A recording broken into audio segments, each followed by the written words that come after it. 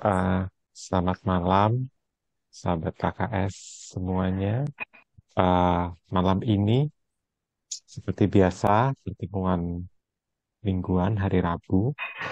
Hari ini, acara kita adalah sosialisasi gokil yang akan dibawakan oleh Pak Santoso.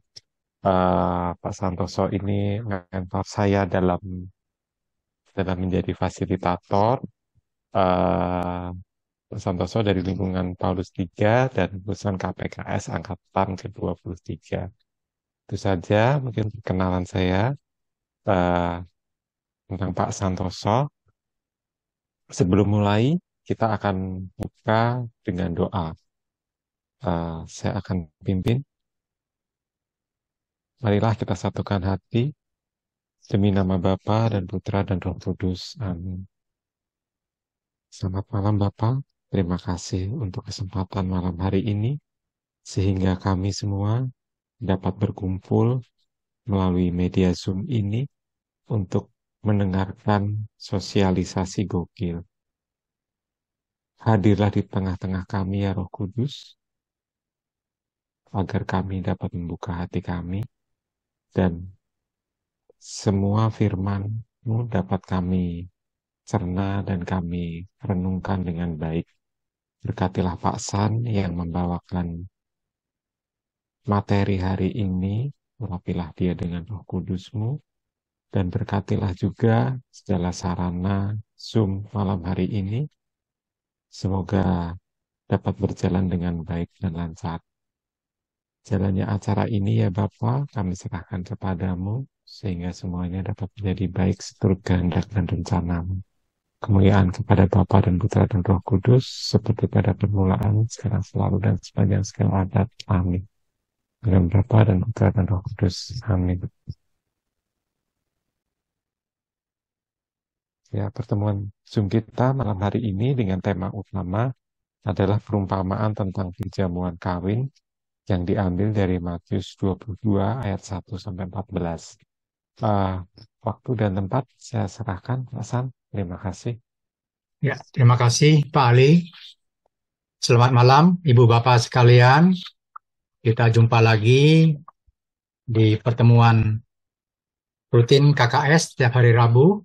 Malam hari ini kita akan masuk dalam acara Go Kitab Suci Lingkungan di bulan Oktober, diambil dari bacaan Injil Matius 22 ayat 1 sampai 14 dengan judul perikop adalah perumpamaan tentang perjamuan kawin.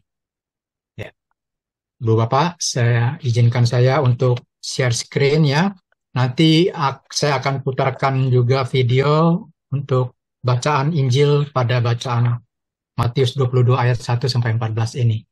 Kita simak, kita dengarkan sama-sama. Ya Ibu Bapak, judul perikop atau judul pertemuan kita malam hari ini adalah perumpamaan tentang perjamuan kawin Matius 22 ayat 1 sampai 14.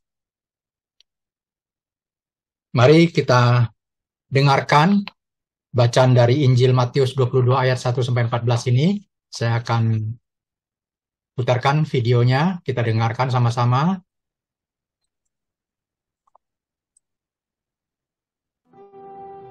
Lalu Yesus berbicara pula dalam perumpamaan kepada mereka.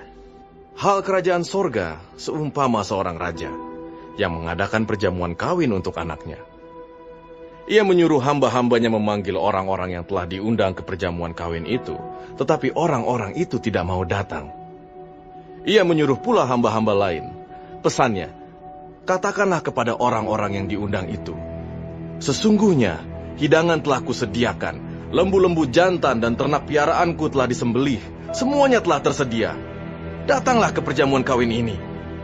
Tetapi orang-orang yang diundang itu tidak mengindahkannya.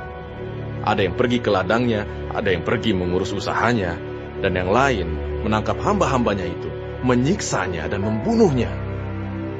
Maka murkalah raja itu, lalu menyuruh pasukannya ke sana untuk membinasakan pembunuh-pembunuh itu dan membakar kota mereka. Sesudah itu ia berkata kepada hamba-hambanya, "Perjamuan kawin telah tersedia, tetapi orang-orang yang diundang tadi tidak layak untuk itu. Sebab itu, pergilah ke persimpangan-persimpangan jalan, dan undanglah setiap orang yang kamu jumpai di sana ke perjamuan kawin itu." Maka pergilah hamba-hamba itu, dan mereka mengumpulkan semua orang yang dijumpainya di jalan-jalan, orang-orang jahat dan orang-orang baik, sehingga penuhlah ruangan perjamuan kawin itu dengan tamu. Ketika raja itu masuk untuk bertemu dengan tamu-tamu itu, ia melihat seorang yang tidak berpakaian pesta. Ia berkata kepadanya, "Hai saudara, bagaimana engkau masuk kemari dengan tidak mengenakan pakaian pesta?" Tetapi orang itu diam saja. Lalu kata raja itu kepada hamba-hambanya, "Ikatlah kaki dan tangannya, dan campakkanlah orang itu ke dalam kegelapan yang paling gelap. Di sanalah akan terdapat ratap dan kertak gigi. Sebab banyak yang dipanggil, tetapi sedikit yang dipilih." Demikianlah sabda Tuhan. Syukur kepada Allah. Ya, Ibu Bapak sekalian, sebelum kita membahas Matius 22 ayat 1 sampai 14 ini lebih dalam lagi, coba kita flashback sebentar. Kalau perikop yang kita bahas malam ini merupakan perumpamaan yang ketiga yang dibacakan, yang disampaikan oleh Yesus. Lalu perumpamaan-perumpamaan sebelumnya itu apa saja ya? Coba kita lihat ya. Kita juga sudah dengar di minggu-minggu kemarin, itu perumpamaan yang pertama, di mana perumpamaan tentang dua orang anak, yaitu dari Matius 21 ayat 28 sampai 32. Kita sudah tahu ceritanya seperti apa. Ada dua anak, ya. Anak yang pertama dipanggil untuk pergi ke kebun anggur, untuk bekerja di kebun anggur. Tetapi apa yang dikatakan, yang dilakukan oleh anak yang pertama? Ya Bapak, tapi hanya dikata di mulutnya saja, tapi tidak dilaksanakan. Lalu dipanggillah anak yang lain, yang kedua. Anak tersebut menolaknya, tidak mau. Tapi karena dia pikir-pikir, akhirnya dia menyesal, lalu dilaksanakannya juga apa yang diminta oleh Bapak.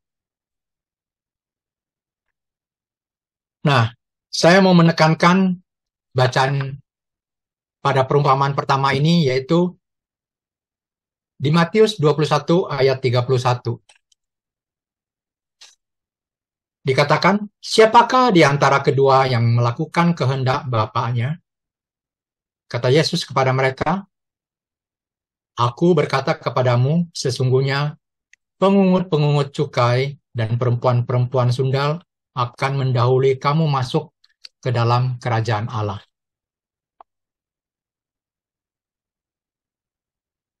Ya, di sini kita bisa lihat perumpamaan pertama mau menggambarkan hal masuk dalam kerajaan Allah. Ya. Ternyata tidak cukup dengan sekedar diucapkan saja.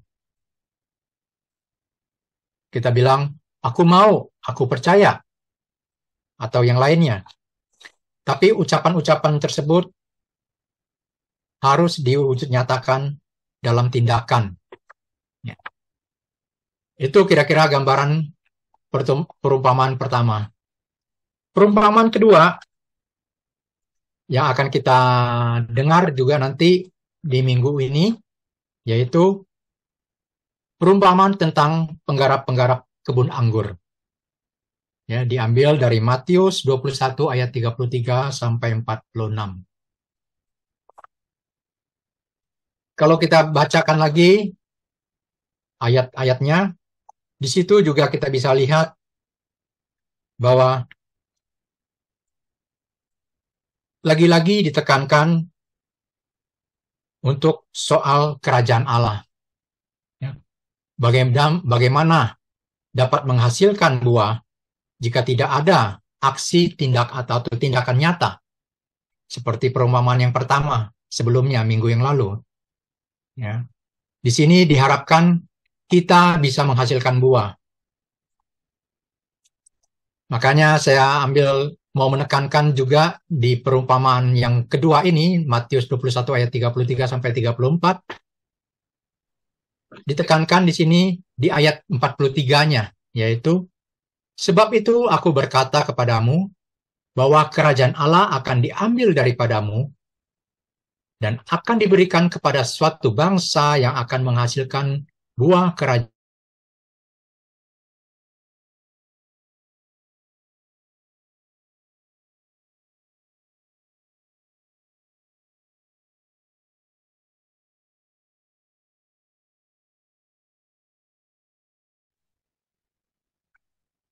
Ibu Bapak sekalian,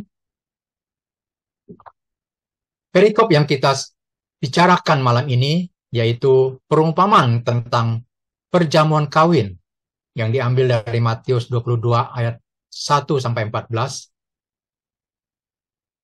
Terdiri dari 14 ayat, dan ke-14 ayat ini supaya kita bisa lebih mudah untuk memahaminya dan menghayatinya, saya coba membaginya menjadi 4 bagian. Ya. Bagian pertama yaitu ayat 1 sampai 7.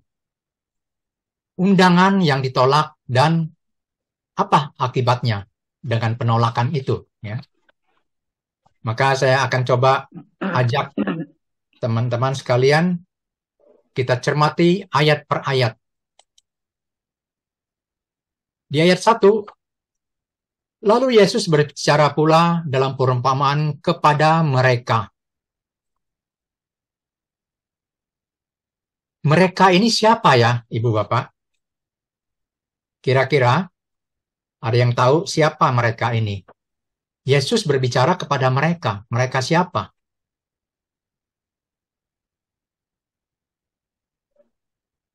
Ya.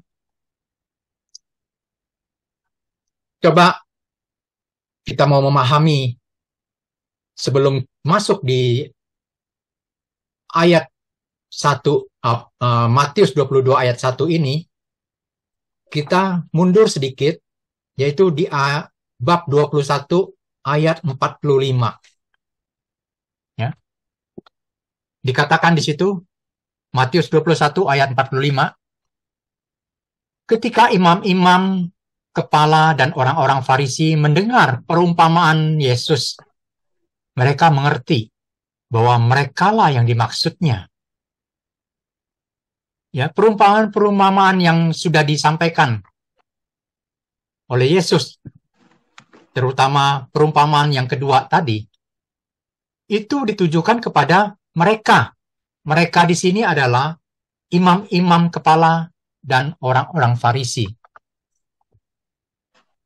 Kalau kita lihat juga di perumpamaan pertama tadi, sudah dikatakan bahwa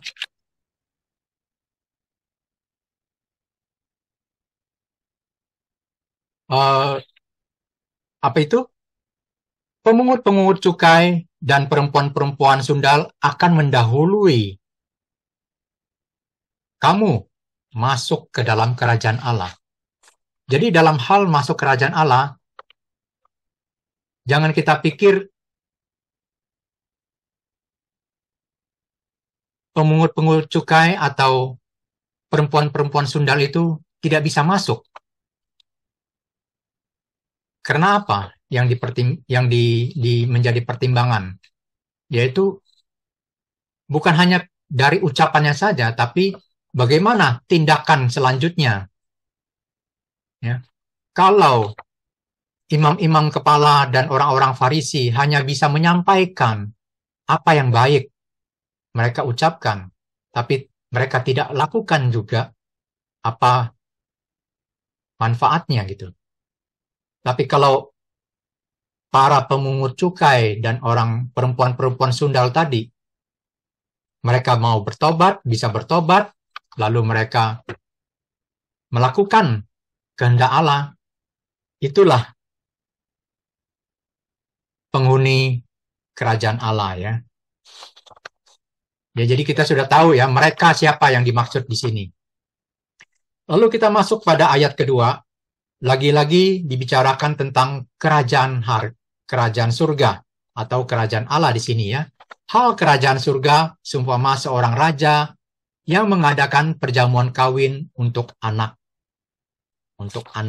ya. Ibu bapak sekalian, kalau kita mendengar perjamuan kawin, pasti kita semua pernah dengar tentang mempelai ya, pada Matius 9 ayat 15, di mana jawab Yesus kepada mereka, dapatkah sahabat-sahabat mempelai laki-laki berduka cita selama mempelai itu berada bersama mereka? Ya. Dari penggalan ayat Matius 9 ayat 15 tadi, saya membayangkannya dalam perjamuan perkawinan, semestinya kita bersuka cita ya. Bukan berpuasa, berkabung. Ya, di sini kalau di Matius 22 ayat 2 ini dikatakan hal kerajaan surga seumpama seorang raja yang mengadakan perjamuan kawin untuk anak-anaknya. Kita masuk kepada ayat ketiga. Perjamuan kawin tadi oleh raja tadi mengundang ya, mengundang orang-orang. Sebelum mengundang pastinya sang raja ini sudah membuat list seperti kita juga kalau ada keluarga kita, anak kita atau siapapun mau mengadakan resepsi pernikahan, supaya tidak ada yang terlewatkan, kita buatkan list. Siapa-siapa yang diundang, siapa-siapa yang diundang, orang-orang yang terdekat, orang yang kenal, siapapun yang kita kenal. Artinya, sang raja di sini sudah membuat daftar kira-kira siapa orang-orang yang diundang. Artinya, orang-orang itu sudah dipilih oleh sang raja. Ia menyuruh hamba-hambanya memanggil orang-orang yang telah diundang di perjamuan kawin itu, tetapi orang-orang itu tidak mau datang. Ibu bapak sekalian, kalau kita dalami ayat ketiga ini, apakah kita juga pernah melakukan seperti ini? Ya, nanti kita akan sharingkan sama-sama ya. Pernahkah kita ketika kita diundang, justru kita tidak mau datang? Kenapa itu ya? Pertimbangan apa sampai tidak mau datang? Apakah undangan itu hanya sekedar undangan biasa saja? Apa sih yang ada di benak mereka itu? Apakah mungkin mereka pikir hanya undangan biasa-biasa saja? Ya. Kadang-kadang sambil bercanda ya, kita juga diundang seumpama oleh kerabat kita. Ah, aku nggak mau datang ah. Tapi tunggu dulu. Kalau kira-kira hidangannya enak, ada kepiting seumpamanya, ada kerapu asam manis, wah makanan-makanan yang enak, yang menjadi favorit aku pasti datang. Nah, mereka-mereka yang diundang ini apakah melihat undangan tadi itu hanya dari sisi lahiriahnya saja. Apakah nanti undangan itu ketemu dengan siapa saja ya di sana, lalu makanannya apa saja, atau apa yang saya dapat di dalam pertemuan undangan tadi gitu. Ya, kita nggak tahu ya, mereka yang di sini yang dipertimbangkan apa sampai mereka tidak mau datang. Maka sampai pada hidangan telah tersedia, ini sang raja yang mengundang tadi, kalau kita yang mengundang juga, mungkin kita juga sudah empot-empotan ya. Waduh, yang diundang kok nggak datang-datang, kemana aja nih? Coba dijapri lagi satu-satu, supaya mereka datang. Seperti kita di pertemuan-pertemuan yang baru-baru ini juga sudah kita lakukan, sudah kita jalankan bersama di lingkungan-lingkungan. Sudah diundang nih umat-umat di lingkungan untuk pertemuan pendalaman iman. Sudah sampai waktunya, orangnya yang datang hanya 1-2. Kita sebagai ketua lingkungan, sebagai seksi liturgi lingkungan, empot-empotan juga. Kok pada yang nggak datang ya? Kemana gitu kan? Lalu oleh ketua lingkungan dipanggillah bagian seksi liturgi, bagian seksi yang lainnya. Tolong japrin dong si itu, si bapak ini, si bapak itu, ibu ini, supaya datang gitu loh. Seperti ini juga lah si sang raja. Loh, nggak ada yang datang. Ayo dipanggil hamba-hambanya untuk memanggil yang diundang tadi untuk datang. Tetapi tidak mau datang juga. Tapi sang raja ini masih sangat mengharapkan kehadiran orang-orang yang diundang tadi. Sampai-sampai dia menjelaskan loh, di undangan ini ya, ia menyuruh pula hamba-hamba lain, pesannya tuh, pesan si raja kepada hamba-hambanya untuk disampaikan kepada orang-orang yang diundang. Katakanlah kepada orang-orang yang diundang itu, sesungguhnya hidangan telah kusediakan. Apa saja itu? Lembu-lembu jantan dan ternak-ternak peliharaanku telah kusembelih. Semuanya telah tersedia. Datanglah ke perjamuan kawin ini.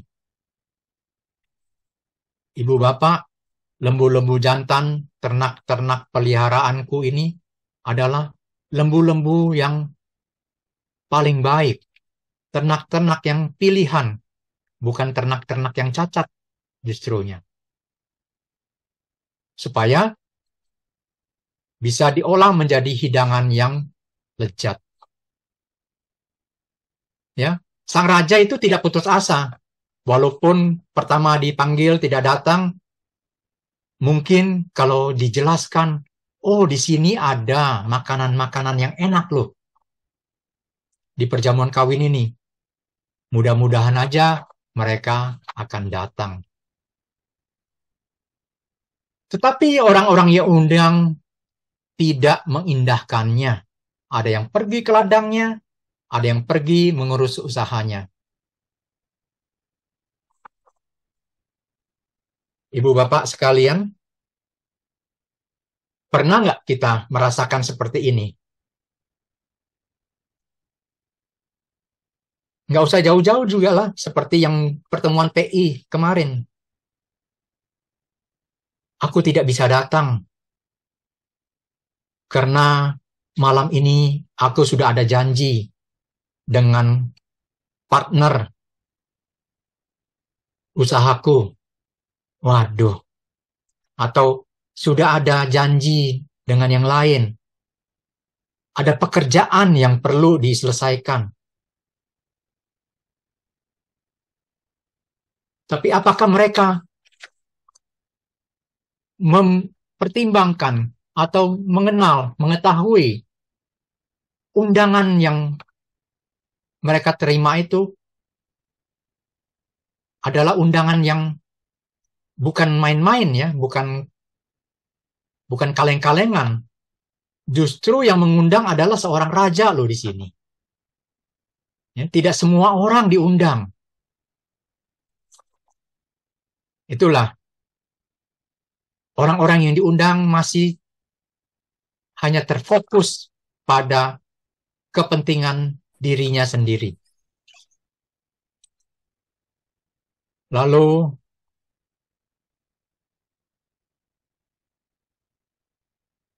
hamba-hamba yang menyampaikan pesan-pesan dari raja tadi ditangkap dan disiksa serta dibunuh. Karena mungkin hamba-hamba ini sudah berulang kali membujuk mereka untuk datang ke perjamuan tadi, ke undangan tadi. Oh, ini hamba ini ganggu amat sih ya, mengganggu. Udah bilang nggak mau datang, masih dipanggil-panggil terus. Ditangkaplah dia dan dibunuh, disiksa dan dibunuh. Maka murkalah raja itu lalu menyuruh pasukannya ke sana untuk membinasakan pembunuh-pembunuh itu, untuk membakar kota mereka. Ya. Sang raja sudah memberi kesempatan, sudah mengundang berulang kali, memanggil berulang kali, tapi tidak ada juga, bahkan membunuh hamba-hambanya. Oleh sebab itu, sang raja murka, dibinasakanlah mereka semua. Ya. Di sini, di bagian pertama, undangan yang ditolak, akibatnya adalah binasa kepada orang-orang yang menolak undangan tadi. Kita masuk pada bagian yang kedua, yaitu undangan yang tidak direncanakan, tapi tetap saja ada akibatnya, ada eksesnya. Bagaimana undangan yang tidak direncanakan? Seperti tadi, undangan yang pertama sudah direncanakan, sudah dibuatkan list siapa-siapa yang mau diundang. Karena tidak ada yang hadir, oleh sang raja dipanggillah oleh kepada hamba-hambanya. Sudah itu, dia berkata kepada hamba-hambanya, perjamuan kawin telah tersedia, tetapi orang-orang yang diundang tidak layak untuk itu. Yaitu karena mereka menolak, jadi mereka tidak layak di hadapan sang raja. Karena pertama-tama sekali oleh para undangan tadi yang bersikap tidak melayakkan diri dan juga menganggap undangan sang raja tidak layak, tidak perlu dihadiri. Di ayat 9, sebab itu pergilah ke persimpangan-simpangan jalan dan undanglah setiap orang yang kamu jumpai di sana ke perjamuan kawin itu. Ibu bapak, kalau tadi undangan-undangan sudah direncanakan, sekarang sang raja meminta hamba-hambanya pergi ke persimpangan-persimpangan jalan untuk mengundang setiap orang yang dijumpai di persimpangan-persimpangan itu. Ini di luar rencana. Tidak ada list nama siapa-siapa yang harus diundang. Pokoknya orang yang dijumpai di situ undang saja untuk hadir di perjamuan kawin ini. Kalau kita lihat persimpangan-persimpangan jalan, kita tahu juga di mana di tempat itu pasti akan merupakan suatu tempat perjumpaan. Perjumpaan dari banyak orang dari segala strata, dari segala golongan, ya. Di situ juga ternyata ada orang-orang jahat dan orang-orang baik. Karena kita tidak tahu siapa yang harus diundang. Pokoknya sesuai dengan perintah raja, setiap orang yang kamu jumpai, panggil mereka untuk hadir di perjamuan nikah tadi. Sehingga penuhlah ruangan perjamuan kawin itu.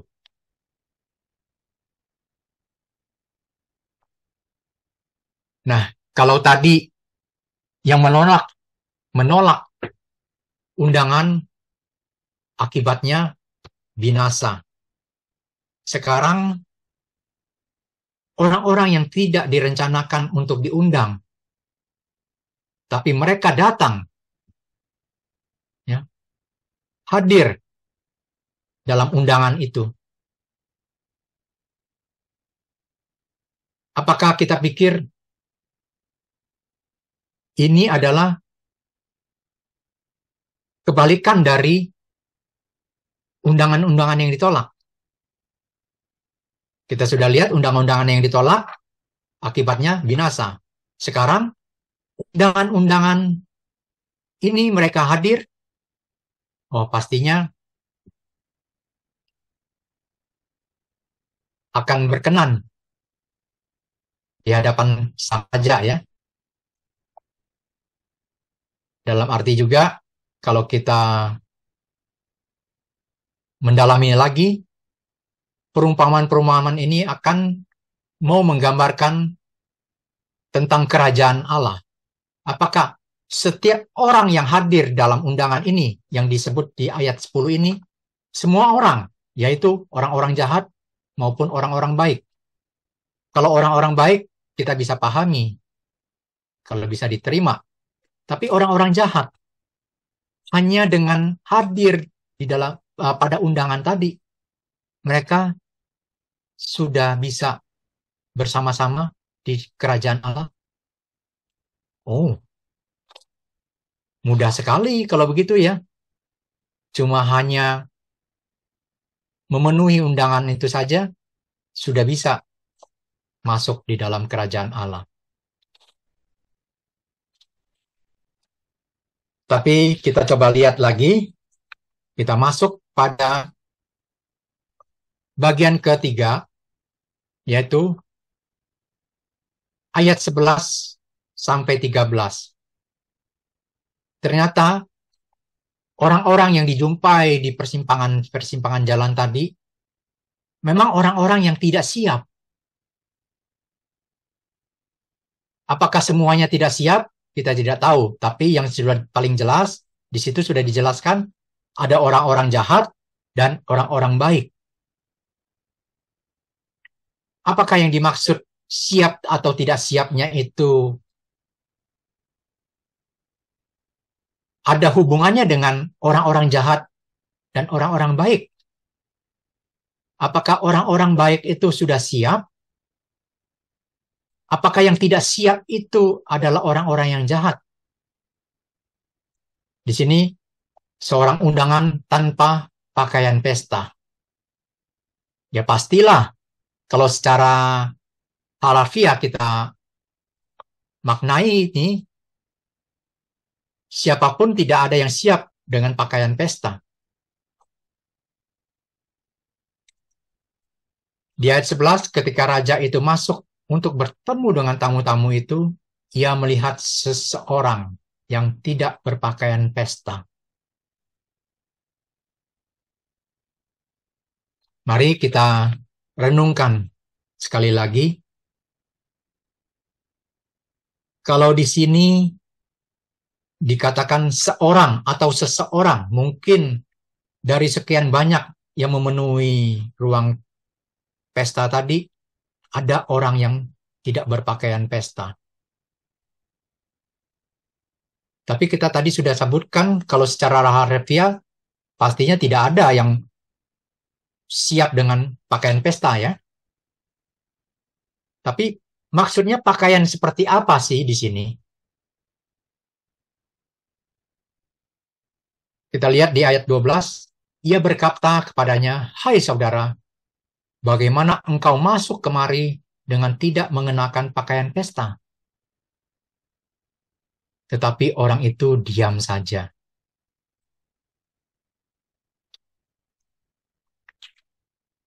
Kira-kira mestinya orang ini bagaimana sih? Harus men-counternya atau bagaimana? Tapi kalau di sini dibilang, tetapi orang itu diam saja. Dia tidak orang tersebut sudah tidak bisa berkelit lagi gitu loh. Orang-orang tersebut sadar akan kekeliruannya, akan kesalahannya. Tapi mengapa hanya satu orang atau beberapa orang saja di situ? Padahal semua di situ banyak, sudah penuh ruangan itu. Pakaian pesta di sini mungkin kalau saya bisa pahami adalah bagaimana jiwa kita, roh kita ini pantas di hadapan sang raja tadi. Apakah orang-orang jahat itu tidak mengenakan pakaian pesta yang tidak pantas? Padahal banyak juga orang-orang yang jahat, bukan satu dua orang di situ. Kita lihat di ayat ke-13, lalu kata raja itu kepada hamba-hambanya, "Ikatlah kaki dan tangannya dan campakkanlah orang itu ke dalam kegelapan yang paling gelap. Di sanalah akan terdapat ratap dan kertak gigi." Kalau orang tadi yang ditunjuk oleh sang raja tadi sampai terdiam tidak bisa berkata-kata lagi, pasti orang itu sudah mati kutu, nggak bisa apa-apa lagi. Akan menerima apapun yang menjadi putusan sang raja di situ. Artinya orang tersebut memang benar-benar tidak layak di hadapan sang raja.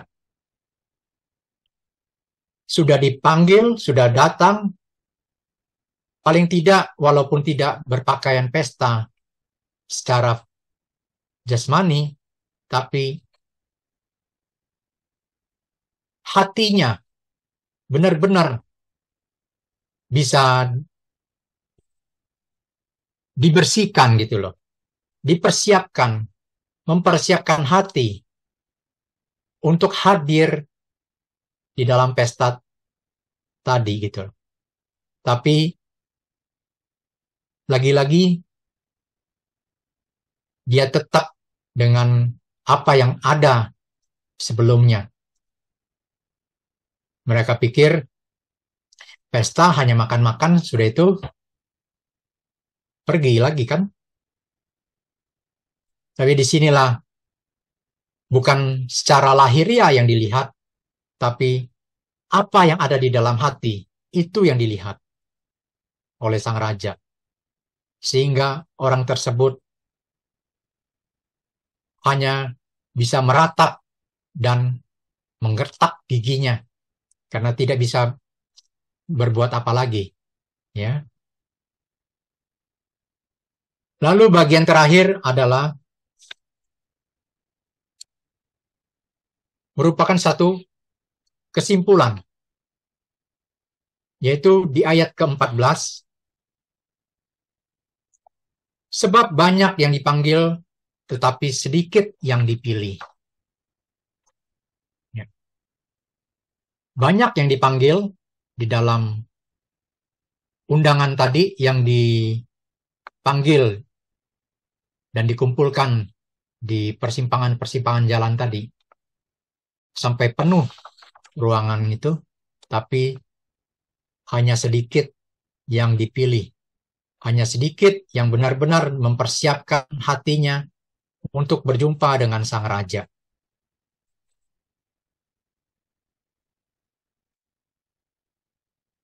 Kira-kira seperti itu, Ibu Bapak sekalian, sebagai bahan permenungan, perumpamaan perkawinan, perjamuan kawin dengan indah mengungkapkan kebersamaan dalam kegembiraan dan damai sejahtera umat dalam kerajaan Allah. Banyak orang diundang dan sudah dipersiapkan sejak lama tidak menanggapi undangan itu. Pada saat yang menentukan, mereka kehilangan perhatian karena tenggelam dalam urusan dan kesenangan pribadi, membuat mereka lupa akan panggilannya untuk merayakan kehidupan bersama yang membahagiakan. Tetapi sangat disayangkan, mereka bahkan memusuhi utusan Allah. Akibatnya, mendatangkan kecelakaan pada dirinya. Pemisahan akan diadakan oleh Tuhan sendiri. Pada saatnya, Ia akan meminta pertanggungjawaban dari setiap orang dan membawa keselamatan bagi orang-orang pilihan. Bagi orang yang menolak kerajaan dan kebenarannya, akan jatuh binasa. Ibu Bapak sekalian, Gokil kali ini mau mengajak kita untuk merenungkan dan introspeksi pada kita masing-masing. Apakah kita melihat hal serupa terjadi dalam lingkungan, wilayah, paroki, atau diri kita sendiri?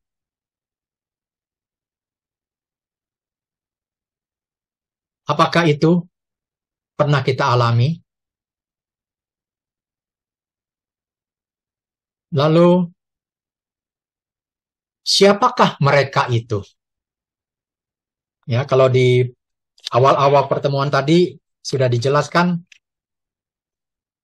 mereka di sini maksudnya imam-imam kepala dan orang-orang Farisi. Dengan berjalannya waktu sampai hari ini, sabda Tuhan diperdengarkan lagi kepada kita, dimaklumkan kepada kita. Kalau ditanya, siapakah mereka itu saat ini? Apakah saya? Apakah ada di antara teman-teman? Mungkin kita akan bawa ke dalam sharing yang akan kita sharingkan bersama setelah ini nanti. Lalu apa yang harus kita lakukan untuk menghadirkan atau menghindari kebinasaan kekal? Sudah dijelaskan tadi siapa orang-orang yang menolak undangan tadi, akhirnya binasa.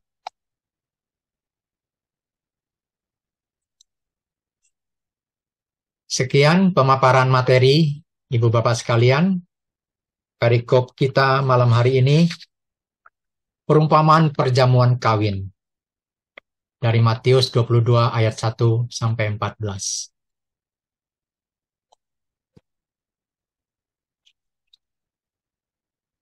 Oke, seperti pada pertanyaan tadi, apakah kita melihat hal serupa terjadi dalam lingkungan? Tidak usah jauh-jauh. Apakah kita melihat hal serupa terjadi pada diri kita sendiri? Silakan, Ibu Bapak. Di sini pertemuan Gokil, kita hanya membahas materi dan kita mendalami dan kita memahami pesan-pesan apa yang mau disampaikan di dalam perikop yang kita bacakan bersama. Inti yang utama di dalam pertemuan Gokil adalah bagaimana setelah kita mendengar, membaca, apa yang kita rasakan, sentuhan apa yang kita dapatkan di dalam bacaan-bacaan tadi. Apakah bacaan-bacaan tadi meneguhkan, semakin meneguhkan iman kita? akan karya keselamatan Tuhan Yesus, atau mungkin di dalam perjalanan kita ada kekeliruan-kekeliruan.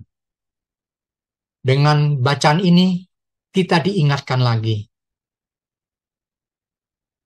Atau seperti orang-orang yang tadi, yang diundang tadi, yang bebal, yang tidak mau menanggapi undangan tadi. Apakah mungkin kita juga seperti itu? Sudah diberi peringatan, tapi kita tetap ngeyel. Apakah sampai perlu kita diketok, baru kita baru sadar, baru mau mendengarkan, baru mau melaksanakannya?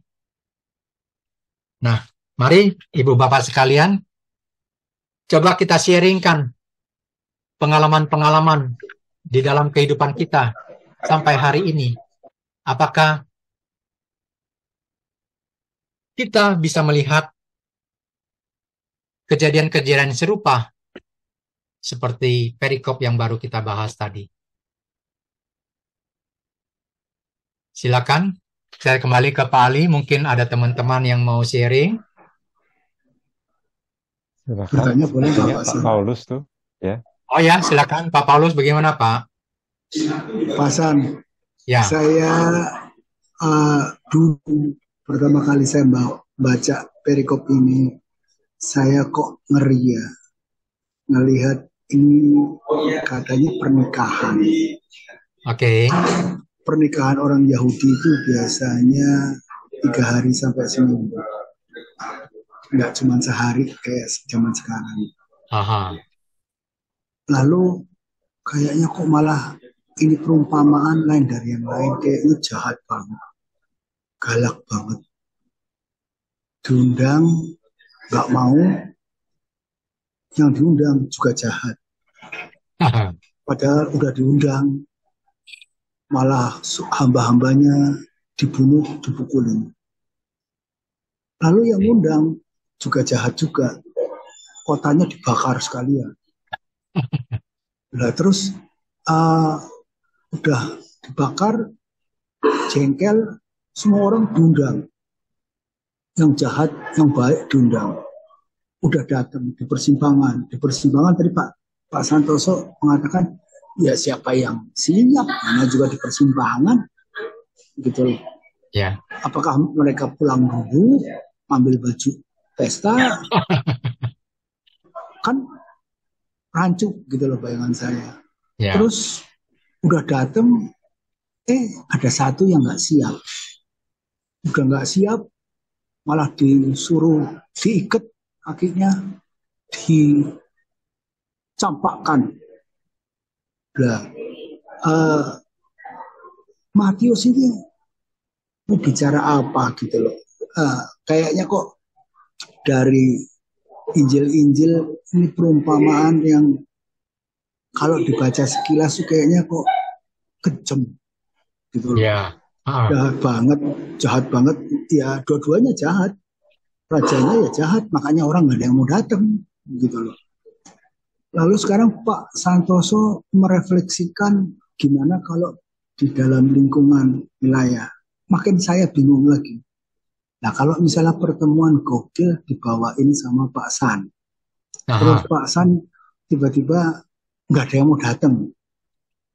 Terus mau datang, orangnya yang lain pada pakai celana panjang, rapi.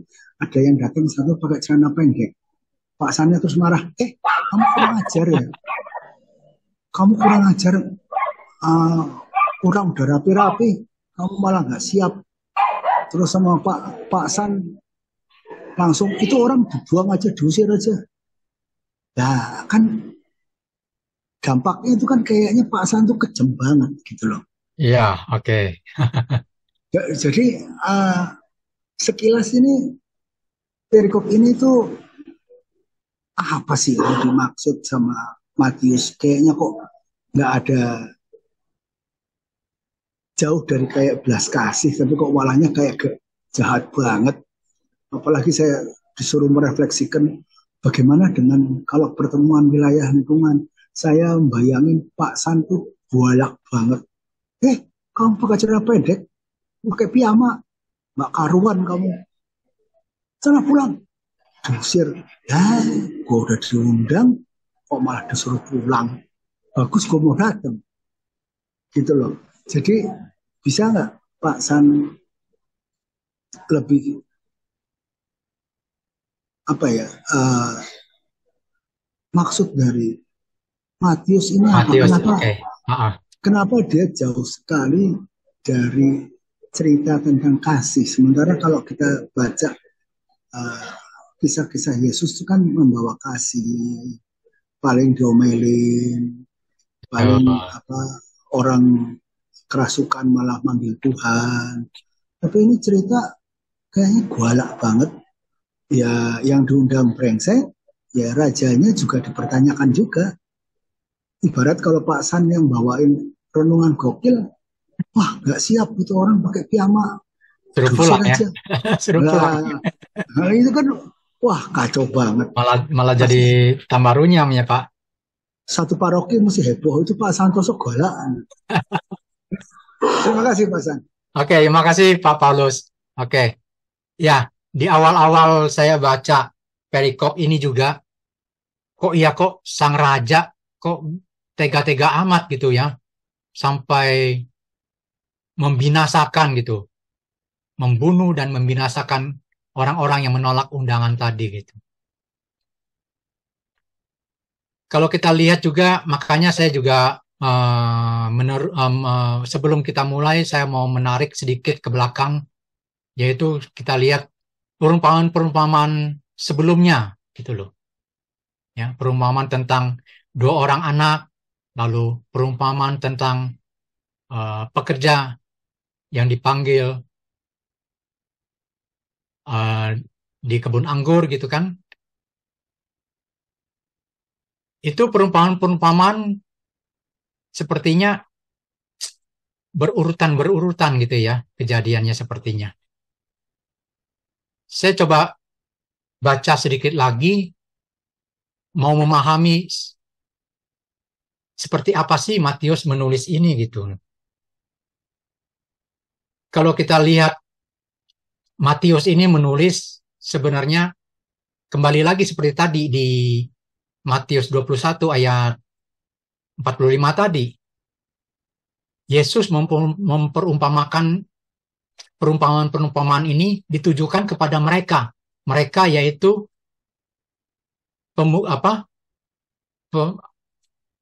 pemuka-pemuka agama dan ahli-ahli orang-orang Farisi tadi gitu. Jadi Matius di sini menggunakan gaya tulisan disebut alegoris ya. Jadi perumpamaan. Makanya kan di sini kan disebutkan perumpamaan. Ketiga-tiganya tadi juga perumpamaan. Karena yang dihadapi Matius itu adalah orang-orang Farisi dan pemuka-pemuka, imam-imam kepala itu orang yang tidak mudah dan mungkin juga tidak mau menerima kehadiran Yesus. Mereka selalu berpegang pada hukum-hukum Taurat itu sendiri gitu. Mereka belum bisa menerima. Nah, bagaimana Matius mau menyampaikan kabar gembira ini kepada orang-orang ini? Jadi yang dihadapi oleh Matius ini bukan hanya orang-orang non-Yahudi saja, ya. Ada juga orang-orang Yahudi yang sudah mengikuti Kristus, yang orang-orang Yahudi Kristen. Ada juga orang-orang Yahudi yang menolak Kristus di situ.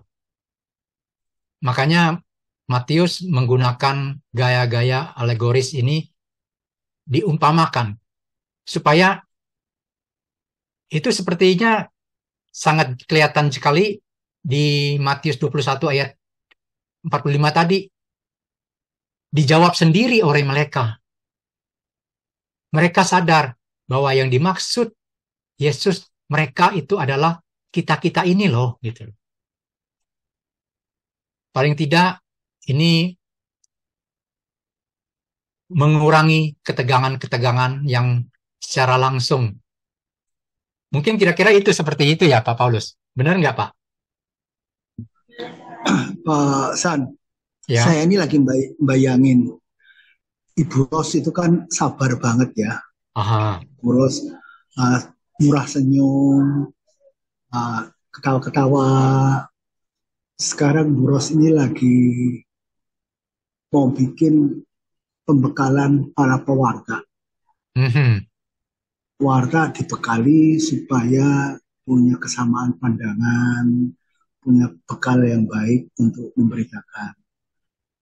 Nah, apakah dengan cerita ini, ketika Ibu Ros ternyata mengundang pembekalan, banyak banget alasan. Wah, saya nggak bisa. Saya ada tugas kur. Saya ada tugas saya ada tugas ini, ada tugas itu. Apakah dengan cerita ini menjadikan suatu pembenaran? Jika terus Ibu Ros tangkep aja itu orang, ikat aja, menjadikan suatu kekerasan. Sebab ini cerita kan ada suatu kekerasan yang message-nya itu ada suatu kekerasan. Ya kalau kamu nggak nurut, ya sikat aja udah. Kenapa mesti ribet-ribet? Kenapa mesti banyak pertimbangan? Saya lagi bayangin Ibu Ros yang murah senyum, yang ketawa ketiwi, terus ngundang pewartaan, pada nggak mau datang. Aduh saya ada kur, aduh saya ada ini, aduh semua ini. Tiba-tiba terus Bu Rosita tuh menjadi bengis. Udah diikat aja itu orang. Nggak karuan, diajakin, dibekalin, malah mau ikut kur lah, mau ikut inilah, mau ikut itu. Apakah menjadi suatu pembenaran? Kalau Ibu Ros itu malah, Bu Ros, gimana Bu Ros? Ya nggak Bu Ros? Menjadi pembenaran, kalau terus udah diajakin, bekalin, pada norak semua, urusan urusan ini, ribet. Terus Ibu Ros menjadi galak, bengis itu gimana coba? Saya nggak habis pikir. Seandainya gitu, coba Bu Rosnya yang sekarang lagi murah senyum gitu, tiba-tiba menjadi bengis. Gara-gara diundang untuk pembekalan pewartaan, alasannya macam-macam. Gimana Pak San? Aku kok lagi bayangin, Oke. apakah itu menjadi suatu pembenaran? Kadang-kadang kalau orang, ya siapa tahu orang kan kadang-kadang suka salah terima dalam suatu bacaan gitu ya. Oh ini berarti pembenaran. Kalau lu nolak gua, ya gua kerasin aja lu sekalian gitu. Lu nggak mau begini, ya gua begini. Gitu. Apakah menjadi suatu pembenaran? Bisakah begitu Pak Santoso? Ya, begini loh ya, maksudnya ini kan kisah ini, perumpamaan ini kan mau menggambarkan kita sebagai umat manusia mau dibawa kemana gitu loh. Tujuan hidup kita itu apa? Ya. Pastinya semua dari kita kan tujuan akhirnya adalah hidup kekal gitu kan. Tapi itu kan semua kembali kepada pribadi kita masing-masing.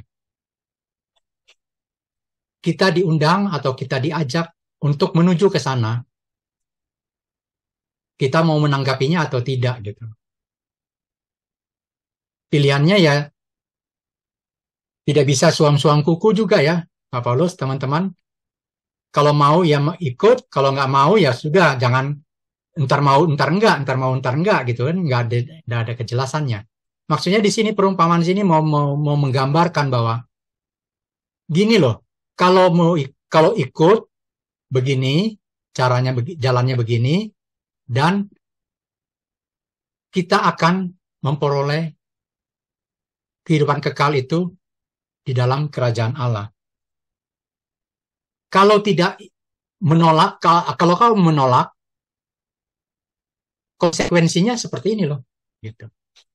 Jadi ini hanya sebagai gambaran saja, bukan berarti seperti tadi bilang kok raja ini kejam banget gitu kan.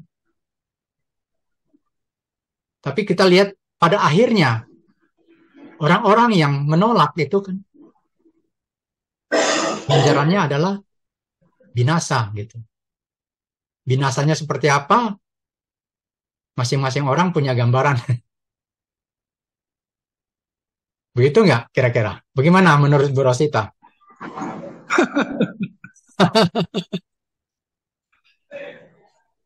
Saya Bagaimana Pak bayangin Paulus?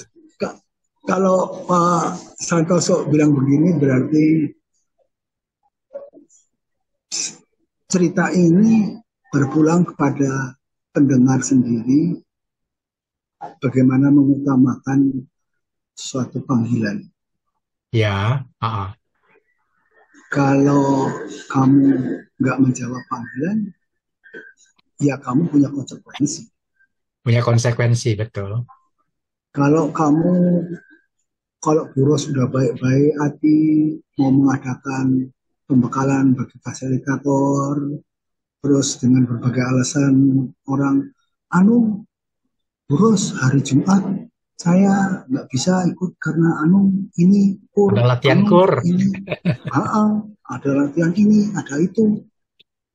Ya itu berarti ya lu mau gimana sendiri mengutamakan suatu panggilan itu ya. Ya, bagaimana kita? Sepertinya cerita ini bagaimana kita mau mengutamakan suatu panggilan, mana yang penting. Sebab Betul. ini kan seorang raja yang punya event mau bahagia. Tapi Ya, orang pada cuek. Padahal itu perkawinan, pernikahan. Kalau buros kan pembekalan. Gitu. Pada nggak mau, ya buros ya. Banyak alasannya, ini, banyak itu, ini. Gitu loh. Ini di sini ada yang nyengir-nyengir juga itu Pak, saya ngelihat. Ada yang alasannya. ya kira-kira Gimana, seperti Bos? itu Pak Paulus. Betul Pak. Jadi bagaimana kita pilihan semua putusan ada di kita masing-masing. Yang mana yang kita lebih utamakan gitu kan. Undangan seorang raja loh. Ya, nggak semua orang bisa mendapat undangan dari raja gitu. Kok mungkin ya sekali seumur hidup itu. Ya kok dilewatkan aja kesempatan itu. Saya mau dengar buros tanggapannya apa gitu loh. Apa terus melegalisasikan buros untuk menjadi keras dan bengis. Udah itu kalau yang nggak bisa datang diikat aja, cemplungin aja, biar tergertak giginya gitu. Beda, Paulus, itu dua hal yang berbeda. Dua hal yang berbeda. Kalau di sini, jujur ya, saya sebagai ketua KKS hampir 2 periode, hampir selesai nih ya. Saya diproses. Dulu saya kalau orang menolak, saya berasa kok gitu ya. Aduh, kesel gitu. Tapi setelah saya lama-lama merenungkan dan diproses, mengalami banyak hal, saya mengerti. Itu semua pilihan. Kita nggak bisa memaksa. Kalau kita di company, kita pimpinan, pasti orang nggak berani nolak. Kalau di pelayanan kan beda. Mereka nolak tuh pilihan. Nah, kalau sampai seperti tadi ya, raja udah mengundang, mereka nggak mau, itu kan pilihan juga. Cuma di sini yang perlu jadi inspirasi kita bahwa penolakan itu ada efeknya. Ada efeknya gitu loh.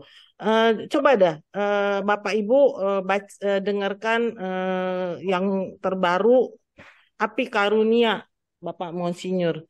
Dia mengatakan dengan jelas, gereja pun ada dua sisi, yang mau dan tidak. Dari zaman dulu loh, ada pro and kontra. Manusia juga begitu, kita ada pro and kontra. Itu pilihan masing-masing kok. Nanti mereka juga kalau mereka dekat dengan Tuhan, mereka akan tahu kalau pilihannya itu salah. Dia akan kembali balik. Itu kita nggak bisa memaksa. Ya, nggak ada pemaksaan. Kita sudah memberikan satu sarana, kayak raja itu sudah memberikan satu sarana loh. Kita ngomongin tuh raja misalnya Allah ya. sudah memberikan sarana kepada kita. Kita memilih jalan A, kita memilih jalan B, itu pilihan kita masing-masing.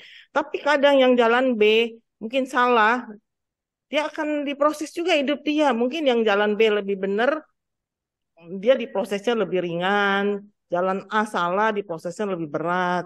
Kita baru selesai kan membicarakan Yunus kan. Itu pilihan Yunus no. Pilihan Yunus kan dia menolak Allah kan, dikasih tugas. Tapi satu hal yang kita mesti tahu, rencana Allah tidak akan gagal. Kita mau atau tidak akan gagal. Jadi kita mesti discernment kalau ada pilihan itu, mesti fokus. Kalau ada yang japri ke saya, oh saya mau menyelesaikan KPKS dulu. Saya setuju, dia mesti beresin dulu. Dia nggak usah ikut. Kalau misalnya waktunya nggak cocok, itu berarti dia fokus, nggak salah itu. Tapi atau dia komit dengan kur dia, ya udah dia milih kur atau dia milih pembekalan, itu kan pilihan. Dia mesti fokus, nggak bisa jalan dua kaki gitu loh.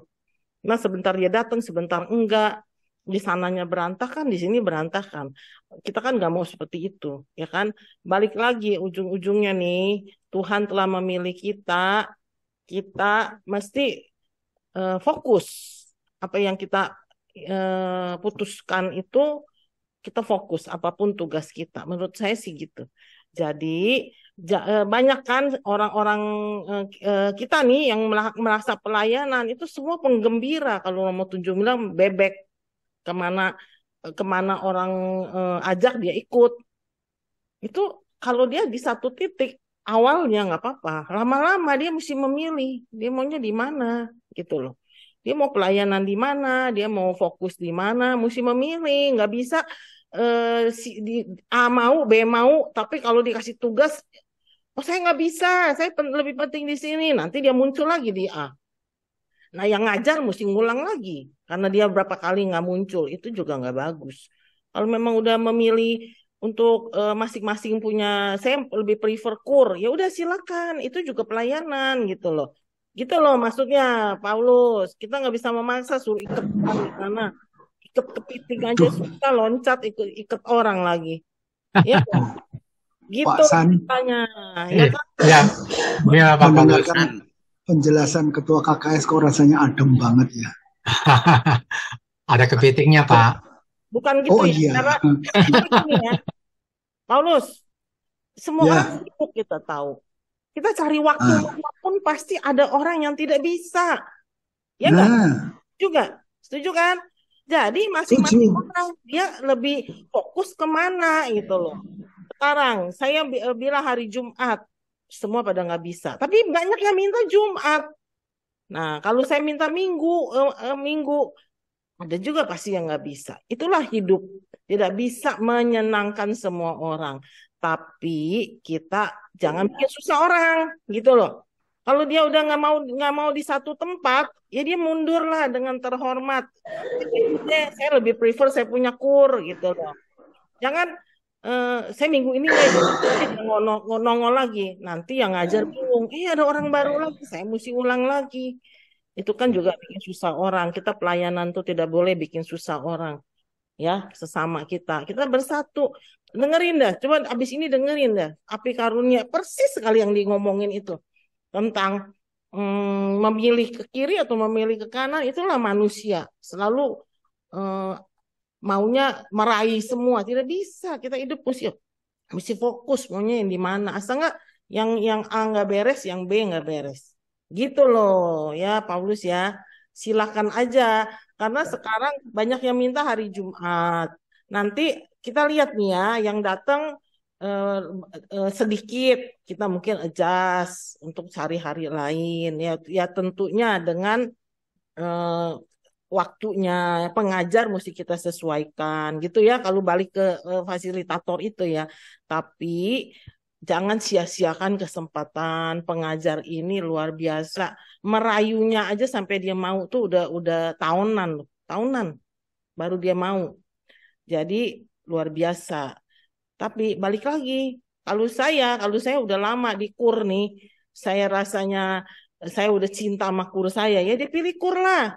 Jangan besok dia datang 2 minggu dia hilang, nanti dia nongol lagi. Itu kan namanya bikin susah pengajar, gitu ya, Bapak Ibu ya. Itu tentang fasilitator karena Paulus memancing saya untuk ngomong. Tapi kalau yang kerajaan itu Allah loh yang mengundang. Raja itu kita inspirasikan tuh Allah yang mengundang. Allah mengundang kita menolak sering. Tapi kalau rencana Allah tidak akan gagal. Lihat contoh Yunus. Yunus kemanapun dia lari, dia ditangkap karena Allah mau rencana dia berhasil gitu. Gitu loh ya Bapak Ibu ya. Mesti fokus, mesti komit itu loh kalau pelayanan. Jangan nggak suka hilang, terus marah left group, nanti dia nongol lagi. Itu namanya kayak ini, kayak apa ya? Kayak ikan lumba-lumba, sebentar naik sebentar turun. Nggak boleh. Kalau kita lagi tidak senang hati, itu merenung. Kenapa ya saya tidak senang di sini ya? Jangan-jangan kita yang bikin masalah diri kita sendiri, ya kan? Jadi itulah pelayanan. Jangan dikit-dikit marah terus baper ngilang gitu. Jangan. Kalau lagi nggak seneng sama seseorang, renungkan. Jangan-jangan keputusan saya yang salah, belum tentu itu orang yang salah, ya kan? Saya sering pertama kali jujur saya bete sekali. Kalau sepertinya kok susah ya dimintain tugas ya si A, si B, si C gitu. Tapi saya percaya satu hal yang saya percaya, Tuhan memilih dia. Dia nolak pun dia akan ditangkap untuk kembali. Ya kan? Gitu aja ya. Paulus ya, cukup ya. Terima kasih. Terima kasih Bu Ros, adem Ya. sekali penjelasannya Bu Ros. Terima kasih Ya, Bu Pak. Rosita. Pak San, Gitu. boleh ngomong Ya, ya. terima kasih. Oh ya Pak Toto, Silahkan Pak Toto. silakan. Pak San gini loh, ini yang diomongin sebelum ini kan tentang duniawi, tentang kita-kitanya yang masih hidup. Nah, kerajaan pesta kawin kan itu saya bayanginnya kerajaan Allah, berarti setelah kita mati. Jadi kita waktu hidup memang semua diundang dan kita diberi waktu oleh Tuhan untuk berbuat baik, untuk persiapan, pakai jubah yang mewah, yang pakai jas, pakai dasi, gitu. Nah itu waktu kita hidup. Nah pada waktu kita berangkat ke kerajaan surga, kita udah siap, udah pakai jas, udah pakai apa, itu rohani kita yang siap. Sedangkan orang yang nggak pakai pakaian pesta, ya keadaan rohaninya belum siap untuk masuk kerajaan surga. Jadi orang baik juga dipanggil, orang jahat juga dipanggil. Karena Yesus datang ke dunia kan untuk bukan orang yang baik, untuk orang yang orang berdosa lah ceritanya gitu. Jadi tetap dipanggil. Tapi kalau mereka siap, udah rohaninya baik, menjelang itu udah siap pakai jas, pakai dasi ya perumpamaan ya.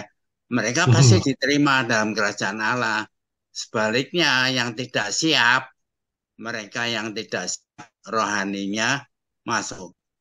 Setelah dipanggil masuk di pengadilan terakhir, ternyata Kak orang ini nggak siap rohaninya, bagaimana gitu. Jadi mereka ditangkap dan dijebloskan dalam kegelapan atau ditolak dalam kerajaan surga ya. Kalau kita ngomong dimasukkan ke neraka gitu loh. Begitu Pak San. Setelah dari sisi alegorisnya juga bisa gitu. Ya, makasih Pak San. Ya, makasih Pak Toto. Pak Toto, Lengkapi ya. bagaimana dengan persimpangan jalan? Lah kan manggilnya salah sendiri. Kenapa di persimpangan jalan? Yang Pak itu yang urusan duniawi di persimpangan jalan. Mau baik atau mau jahat, mau menyesal atau enggak, mau hidup suci atau mau menentang kerajaan Allah, itu di persimpangan jalan. Itu Pak. Dari segi dari segi yang lainnya, bukan terus kita letterlek, oh simpang jalan yang satu ke masuk tol ke Bogor, yang satu masuk tol ke Cikampek. Nggak gitu Pak San, perumpamaannya. Makasih. Ya, Terima kasih Pak Toto. terima kasih Pak Toto. Ya, ini menarik juga dengan kata-kata atau kalimat persimpangan-persimpangan jalan ya. Saya rasa semua dari kita pernah berdiri di persimpangan. Tidak usah jauh-jauh, saya merasakan sendiri. Suatu saat saya ada di persimpangan jalan itu. Ya ini sharing-sharing ringan aja. Maksudnya kita di Gokil ini perlu lebih banyak sharing ya. Sebelum jauh-jauh hari sebelum ada kegiatan BKSN dan lainnya, itu saya sudah punya planning loh. Di bulan-bulan pertengahan tahun kemarin, rasanya tahun ini untuk BKSN saya mau cuti dulu loh. Saya nggak mau, belum bisa bantu untuk menjadi fasilitator dalam pertemuan-pertemuan. Saat itu saya memang pada posisi di persimpangan jalan itu. Tapi nggak tahu bagaimana caranya, entah apa yang menggerakkan, apa yang sudah saya niatkan, itu tidak bisa terlaksana ternyata. Pada waktunya, ada yang kontak, minta menjadi fasilitator di pertemuan PI. Dan saya tidak bisa menolak begitu. Saya iyain aja gitu. Nah di sini kalau kita diajak untuk berefleksi di sini, ada 3 poin di sini. Apakah saya melihat hal serupa terjadi pada diri saya? Betul, terjadi pada saya. Siapakah mereka itu? Yaitu saya sendiri. Yang bisa saya lakukan, hanya saya jalani apa yang sudah menjadi komitmen awal gitu loh. Yang sudah saya rencanakan untuk tidak memandu, entah apa yang digerakkan, yang menggerakkannya, saya tidak bisa menolak. Itu aja sih. Itu sharing saya yang nyata banget dengan bacaan ini gitu. Ya, mungkin teman-teman yang lain punya pengalaman, boleh di-sharingkan di sini apa yang dirasakan gitu. Saya percaya semua dari kita masing-masing pasti pernah di posisi persimpangan jalan itu. Ayo. Silahkan Bapak Ibu yang mau sharing. Ini topiknya menarik sekali. Tentang persimpangan jalan itu memang benar ya. Saya sendiri juga baru ngeh sih. Jadi di persimpangan jalan itu Tuhan menangkap, kan memang kita sering ada di persimpangan jalan. Nah, itu bisa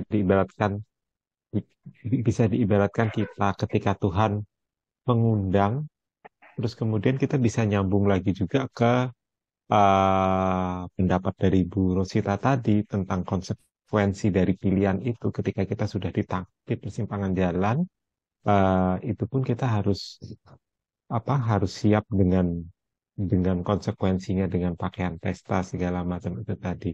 Terima kasih, bagus sekali sharing-sharing malam hari ini. Ayo Bapak Ibu yang lain, Boleh saya, waktunya Pak? masih ada.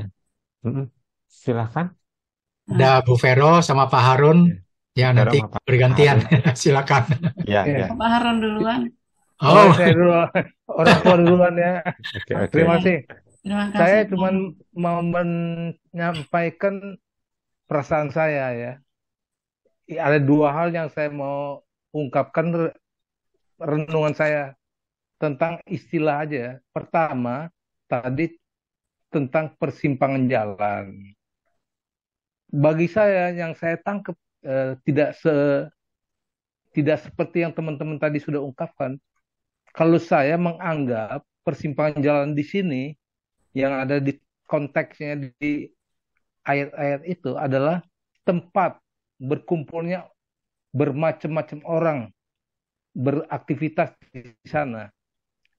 Mungkin di situ ada tukang tukang batu, ada tukang kebun, ada tukang jual kue, ada orang yang minta-minta, ada orang yang sedang bikin janji sama seseorang, dan bermacam-macam orang itu.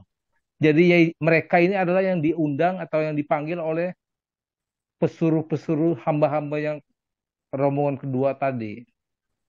Jadi siapapun dipanggil, tidak peduli apa profesinya, tidak peduli asal-usulnya, tidak peduli kelaminnya, tidak peduli juga apakah dia orang baik atau orang jahat, itu tidak diperdulikan. Yang penting orang bersedia datang ke pesta perkawinan sang raja itu.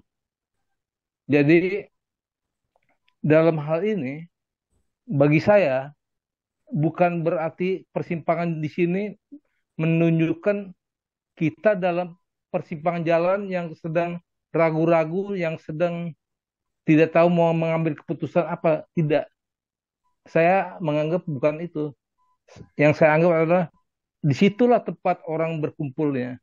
Karena persimpangan jalan yang di zaman perjanjian lama atau perjanjian baru, seperti belum lama kan kita cerita soal pekerja di kebun anggur ya, itu kan di persimpangan jalan tuh yang dicari oleh tuan tanah, tuan kebun anggur itu. Jadi mungkin saya salah, tapi saya mempunyai perasaan begitu demikian. Jadi tidak berarti kita dalam persimpangan jalan ragu-ragu atau tidak ragu-ragu. Tetapi di situ tempatnya gampang mencari orang banyak. Tentu di situ bermacam-macam ya. Jadi disitulah menunjukkan betapa baiknya, betapa murah hatinya sang raja mau menyelamatkan banyak orang, termasuk yang orang baik, yang percaya, dan orang jahat yang mungkin belum percaya. Itu pertama. Kedua itu mengenai baju ya, baju. Jubah itu juga itu hanya perlambang saja. Jadi seperti yang teman-teman tadi itu sudah betul. Karena menurut saya betul juga. Yang itu maksudnya adalah sebetulnya hati dan pikiran orang itu sudah siap atau belum untuk men- men- mencapai tempat tujuan pesta itu. Apakah dia sudah siap? Seperti kita dalam kehidupan sehari-hari, kalau kita mau ke gereja ikut ekaristi misalkan, apakah sudah siap pikiran dan hati kita untuk datang hadir di tengah-tengah untuk menjumpai Yesus? Seperti begitu kalau saya maksud tuh. Jadi kalau yang belum siap, ya kalau zaman sekarang kan kita bisa lebih merasakan kasih Allah itu. Tidak diikat begitu saja dan tidak dibuang langsung begitu saja. Paling-paling Anda boleh gak keluar sebentar cari pakaian yang lebih pantas. Tapi tidak sampai diikat, apakah dibuang ke neraka, dibakar gitu. Tidak sampai begitu. Itu kan hanya alegori saja ya, gambaran saja. Ya, saya perlu ungkapkan hanya dua ini aja Pak Santoso. Ya mungkin saya juga ada kekeliruannya, tapi ini adalah ungkapan saya dan renungan saya sendiri. Jadi saya mau menyampaikan, siapa tahu bermanfaat begitu. Terima kasih. Terima kasih, Terima kasih. Pak Harun. Giliran Silakan Bu Bu Vero Vero. nih. Oke, terima kasih Pak Vero Arni. sekarang. Iya, saya sebenarnya setuju sekali dengan pernyataan Pak Harun tadi, yang di mana tentang persimpangan tadi, yang apa, undangan tadi, bahwa misalkan kita menghadiri undangan, seperti saya kemarin datang di undangan itu karena saya diundang, dan ternyata di situ saya memang seperti apa yang dikatakan Pasam tadi ya. Jadi saya seperti kayak ditangkep gitu. Padahal memang saya sebelum saya menghadiri undangan, emang saya dalam taraf lagi belajar, sedang belajar ya. Yang Pak San tahu, saya lagi di EJ, saya lagi di KPKS, saya baru belajar CAP karena katanya saya harus belajar di situ, makanya saya ikut juga belajar di CAP. Makanya saya sedang di dalam persimpangan nih Pak San, masuk dalam pembekalan fasilitator kemarin. Itu Pak San. Jadinya saya sedang dalam persimpangan tuh Bu Ros. Saya sedang ditangkap oleh Bu Ros, tapi belum diikat juga sama Bu Ros. Mungkin juga nggak akan diikat sama Bu Ros. Gitu ya Bu Ros. Karena Bu Ros tahu sendiri, saya memang mungkin nggak bisa diikat karena saya sedang belajar. Jadi saya memang belum pantas untuk menjadi fasilitator, dan mungkin juga saya belum pantas untuk ikut dalam pembekalan itu. Tapi saya tetap diundang sama Bu Ros. Itu Pak San dari saya. Terima kasih. Ya, terima kasih, Bu Jawab ya, saya Vero. jawab ya. Bapak Ibu, fasilitator itu dipersiapkan untuk pencinta firman Tuhan. Dia mau belajar, dia punya niat, dia kurang, dia bisa cari, dia bisa tambah sekolah gitu. Sekarang dikumpulin semua. Kalau orang-orang yang kita pilih-pilih gitu ya, ntar ada yang baper. Oh, saya nggak diundang loh. Kan susah lagi ya kan? KKS sekarang terbuka untuk semua pencinta firman. Nanti karya Tuhan, Tuhan yang berkarya. Dia pilih si anak. Kayak contoh pasan tadi. Dia udah menghilang berapa saat kan, dia nongol lagi kan. Dan saya dengar dia memandu tiap hari tuh sampai mimpi aja ngomonginnya Yunus sama Yoel ya, pasan ya. Gitu. Itu intinya apa? Tuhan yang udah memilih pasan, bukannya kita gitu loh. Jadi intinya kalau kayak Vero, fokus mana yang lebih penting, KPKS selesaikan, ini nggak usah nggak apa-apa itu. Tapi semua diundang, nanti masing-masing memilih mana mana yang lebih fokus, lebih lebih cocok buat buat dia pada saat ini gitu. Saya rasa KPKS aja diberesin dulu, ya kan, supaya selesai gitu kan. Ini kan sekarang nih yang kita adakan itu fasilitator EJ yang mau gitu kan, karena memang kita perlu sekali fasilitator, nambah kita kekurangan gitu loh untuk memberikan pendalaman iman di lingkungan-lingkungan gitu loh Vero. Saya ngundang semua siapapun yang mencintai firman, yang mau belajar silakan gabung, ya kan? Tapi kalau memang nggak bisa, ya udah diberesin dulu masing-masing punya urusan gitu. Gitu ya, Bapak Ibu ya, tolong sampaikan ke teman-teman yang misalnya udah masuk ke grup fasilitator, kalau merasa belum waktunya ya nggak apa-apa, nggak usah dipaksa gitu. Itu ya, Bapak Ibu ya. Ini memang kita buat supaya fasilitator itu ada wadahnya. Jadi bisa saling sharing, bisa saling menggantikan. Kalau kita lagi ada urusan dadakan kan cari pengganti susah. Tapi kalau ada di grup itu kan kita saling menggantikan bisa gitu loh. Terus kedua ada pembekalan, nanti kita ada diskusi-diskusi, ya kan? Pembekalan itu tidak melulu kitab suci. Kemarin udah dengar kan Pak Arda bilang kan, jadi fasilitator apa? Nomor satu, masih ingat nggak? Bukannya datang terus ngajar di lingkungan, Ngajak, ya kan? ngajak. Atau bukan langsung datang terus suruh orang nunjuk orang sharing. Makanya dengar banyak masukan katanya mereka takut PI, takut disuruh sharing.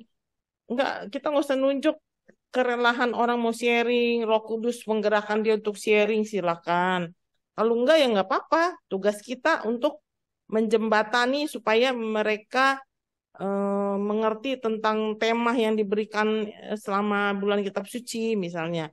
Dan kedua supaya mereka lebih merasa kitab suci itu enggak menakutkan loh gitu. Itu intinya kemarin Pak Arda bilang ya kan.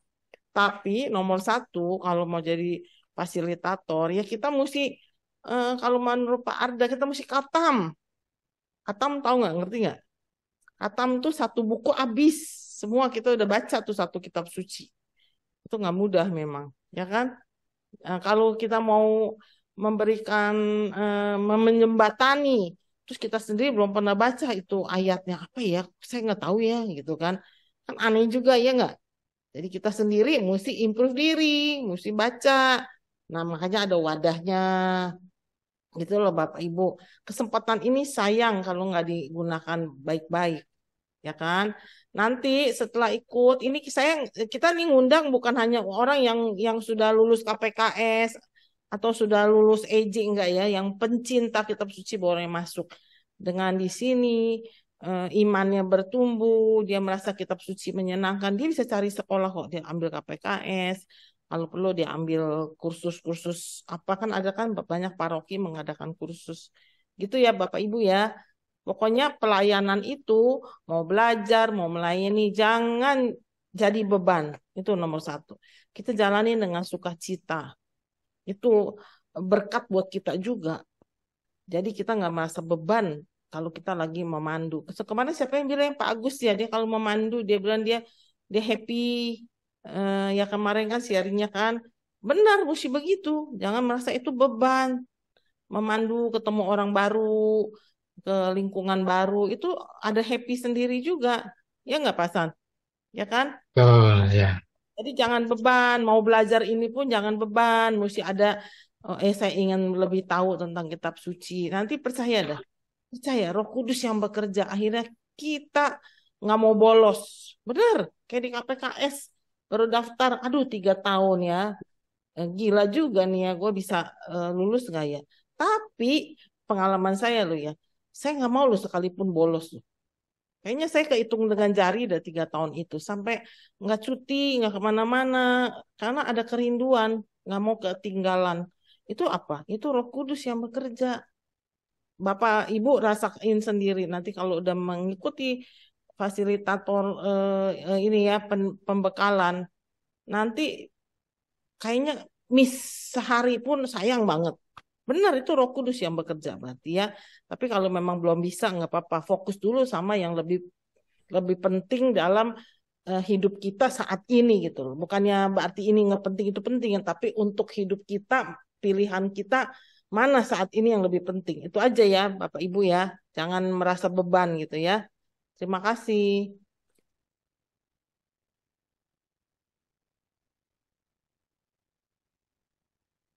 Ya, terima kasih Bu Ros. Berarti kita fokus pada panggilan Tuhan, apa yang lebih penting untuk diri kita pada saat ini.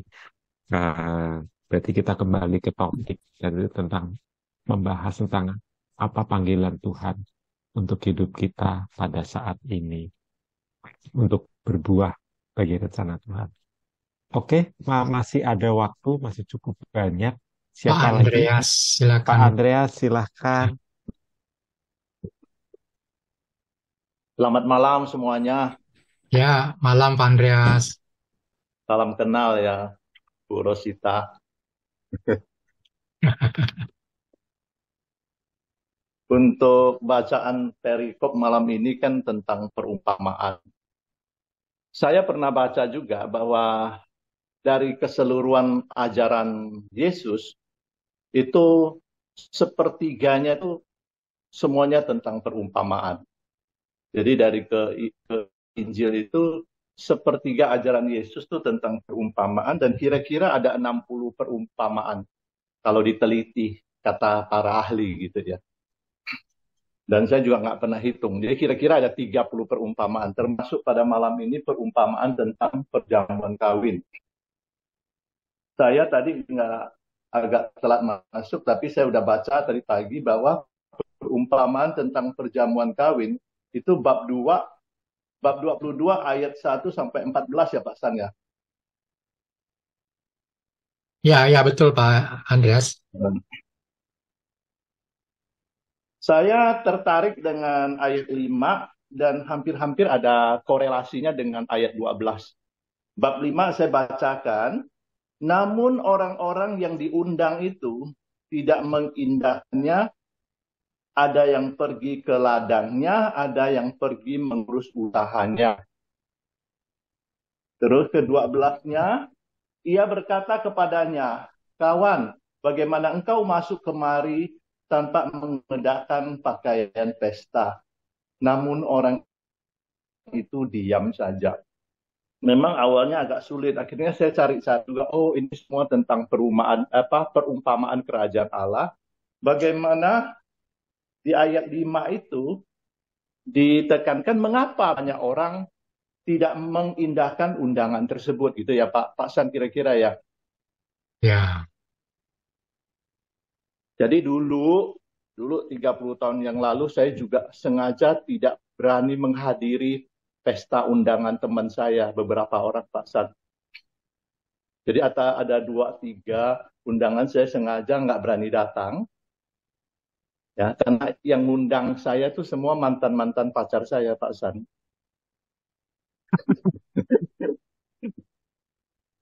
Ya, jadi memang banyak alasan kenapa kita nggak berani datang ke pesta itu ya. Ya, jadi kita duluan yang telat merit, tahu-tahu mantan-mantan kita merit dulu, kita minder gitu, nggak berani datang gitu. Nah ini cuma guyon gitu. Dan sebenarnya di ayat 5 ini kenapa banyak nggak datang? Sebenarnya ayat 5 ini merujuk pada bangsa Israel yang tidak menerima undangan Allah melalui nabi-nabi di zaman dulu. Itu sebenarnya Tuhan itu banyak mengundang umat-umat Israel melalui nabi, tapi mereka tidak mengindahkannya. Jadi itu hasil refleksi saya dan balik ke 12 tentang pakaian itu ya. Ya, kita di gereja kan banyak menasihatin orang harus berpakaian rapi apa. Itu sebenarnya pakaian rapi tentang pakaian yang layak itu sebenarnya bukan secara harafiah itu. Saya tertarik juga omongan Pak Harun. Sebenarnya setiap kali kita ikut misa, itu sebenarnya kita merayakan pesta. Ya. Merayakan pesta kebaikan-kebaikan yang diberikan oleh Tuhan. Jadi bagaimana kita merayakan kebaikan-kebaikan Tuhan setiap kita ikut perayaan Ekaristi, yaitu salah satunya ya kita harus berpakaian baru, tanda kutip, pakaian baru untuk menerima Yesus dengan seutuhnya. Pakaian baru ini tadi Pak Harun bilang pikiran apa. Ya itu benar ya, pakaian baru ini kita disposisi batin kita. Bagaimana mulai masuk ke gereja itu sebagai pesta kita, itu kita betul-betul harus bersih hati kita. Jadi selama ikut misa ya, pikiran jelek-jelek kita harus dibuang. Iri hati, dengki hati, ya bagaimana kita selama seminggu ini betul-betul banyak menyakitin orang, yaitu kita harus bersihkan dengan baju baru kita itu. Nah, sangat menarik bagaimana perumpamaan ini orang suka pinter ya, akhirnya mencari tafsiran ini yang sulit itu menjadi gampang itu. Jadi berpakaian baru dalam hidup Yesus itu. Nah, selama kita kan ke situ kan mungkin apakah saya seorang yang tulus, jujur gitu ya, hati yang bersih gitu. Bagaimana waktu masuk gereja saya udah mengampunin orang belum gitu ya. Sudah bermurah hati belum. Nah, ini kira-kira korelasinya ayat 5 dan ayat 12. Dan tentang fasilitator Bu Rosita, mungkin saya mau lapor sedikit ya Bu Rosita ya. Kita kan pertemuan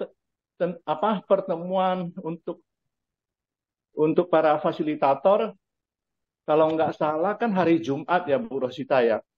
Yang lalu 29 September. Iya, Jumat. Pada hari yang sama 29 September itu Jumat, saya itu sebenarnya bergumul itu ya. Karena saat itu saya harus datang ke salah satu lingkungan untuk minta saya jadi pemandu itu.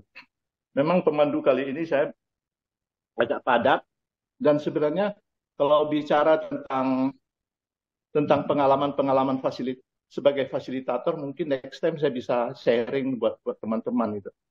Jadi suka duka saya selama belasan tahun jadi fasilitator, bagaimana sampai membuat orang tuh bisa menerima kita dengan baik gitu. Nah, ini salah satunya tanggal 20 September yang lalu kan saya dapat berita dari Bu Yunita bahwa kita akan kumpul pada fasilitator kan hari Jumat. Hari Jumat 22 September. Diajak kumpul, dan saya lihat ke depan 1 minggu sesudahnya. Jadi 1 minggu sebelumnya saya udah dapat undangan kumpul fasilitator. Tapi minggu depan tapi 29 ini ada acara mandu. Jadi saya coba kontak ke orang yang ngundang saya mandu. Saya bilang, Pak Indra, sorry ya, ini ada acara dadakan yang nggak bisa saya hindari. Jumat 29 September saya mandu di lingkungan Bapak, di wilayah Bapak. Saya dapat berita, kasih taunya 22, 1 minggu sebelumnya. Saya bilang, Pak, mohon maaf ya Pak ya. Karena apa? Saya pikir kumpul fasilitator juga penting sekali bagi saya. Karena saya mau kumpul dengan teman-teman sesama fasilitator saya.